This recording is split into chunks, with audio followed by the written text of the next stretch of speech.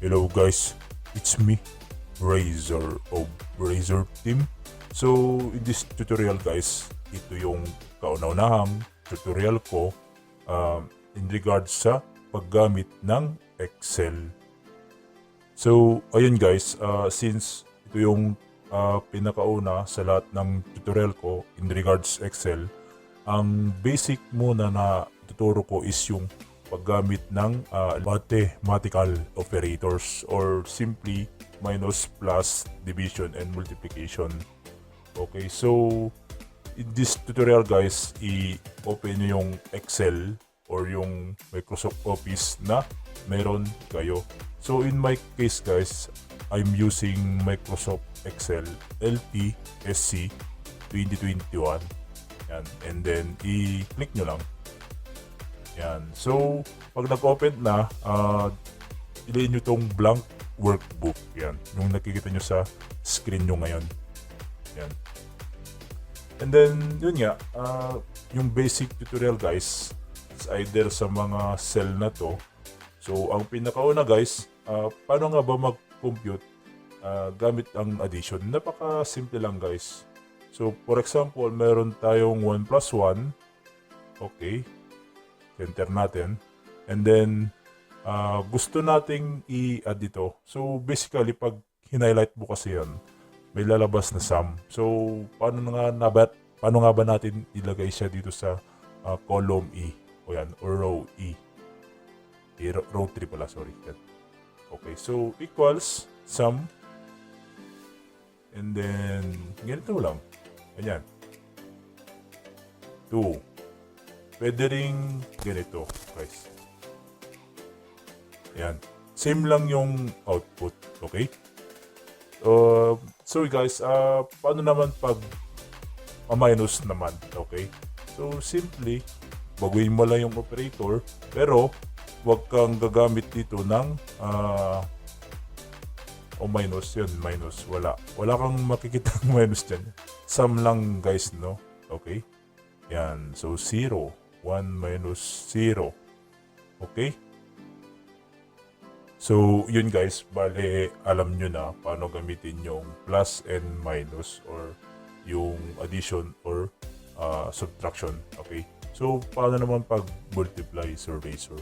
Ganito lang guys, papalitan mo lang dito. Pero syempre, 1 times 1 equals 1. So, when we change one of this number, sabihin natin 5. 5 yan. 5 times 1 equals 5. Sabihin natin dito 70. Yan. So, 5 times 70 equals 350. Okay? Alam nyo kasi guys, ang technique sa mathematics, pagka ganitong higher number, ang i-multiply mo lang is yung 5 and 7 and equals to 35. And since may 0 dyan, dagdagan mo na ng 0. Yan, 350. Okay? Technique yun guys. So, Razor, paano naman pagka division? Sum pa rin ba? Yes, sum pa rin yung gagamitin yung formula sa Excel and babaguhin nyo lang yung mathematical operator na slash. Okay? Slash guys, yan yung nagre-represent mathematical operation in Excel na ibig sabihin division. Okay? So, pag in-enter mo yan, magiging rational number siya. 0 point something something. Yan. Okay? Pero pagpapalitin mo kasi yan guys, itong dividend tsaka divisor, pag pinagpalit mo yan, magiging even numbers na whole number. Okay? Whole number or pwede ring real number. Okay?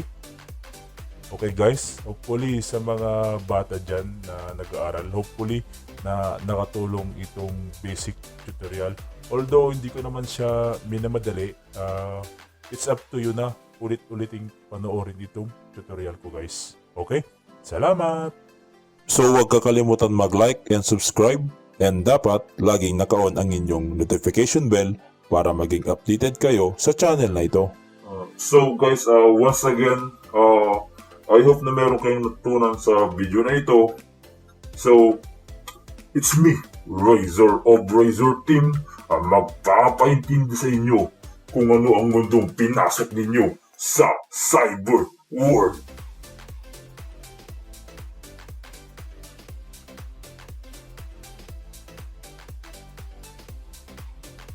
𝗲𝗏𝗏 is formerly member of the following: HackerOne.com, HackForums.net, RootMe.org, Cybrary.it, www.𝗤𝗂𝗹𝗏𝗵𝗏.com, Void.2, bleepingcomputer.com, GSM Forum, TouchArcade.com, 𝗤𝗂𝗀𝗍𝒑.com, www.𝗤𝗂𝗍𝒑.net, OpenPinoy.com, mpgh.net, 𝗤𝗃PVPers.com, and many more.